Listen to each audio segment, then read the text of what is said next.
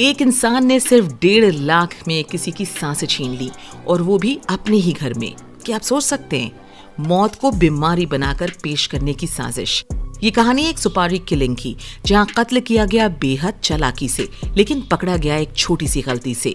क्या आप सोच सकते हैं कि कोई इंसान सिर्फ पैसों और नफरत के लिए किसी की सांसें हमेशा के लिए रोक दे, और वो भी अपने ही घर के किसी अपने की?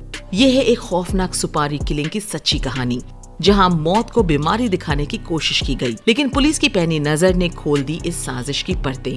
मध्य प्रदेश के एक छोटे से शहर में रात करीब 2 बजे एक शख्स की अचानक मौत हो गई। घर वालों ने बताया कि सांस की बीमारी थी और दम घुटने से मौत हुई, लेकिन अस्पताल वालों को शक हुआ। पुलिस को बुलाया गया, पोस्टमार्टम रिपोर्ट आई और उसी ने इस नेचुरल डेथ को बना दिया मर्डर केस। पुलिस की जांच में जो सामने आया, उसने सबको हिला दिया। मृतक का सौतेला बेटा ही इस कत्ल का मास्टरमाइंड निकला। 1.5 लाख में 2 सुपारी किलर हायर किए गए थे। साजिश ऐसी थी कि कोई शक भी न करे। दवाओं में मिलावट, सांस रोकने के लिए तकिया और फिर सब कुछ सामान दिखाने का नाटक। जांच में पुलिस को हाथ लगे कॉल रिकॉर्डिंग्स, पैसों का ट्रांजैक्शन और एक सीसीटीवी फुटेज, जिसमें आरोपी संदिग्ध लोगों से मिलते हुए देखा गया है। सुपारी किलर ने कबूल किया। उसने कहा था उसकी सांसें बंद कर दो और किसी को शक भी नहीं हो।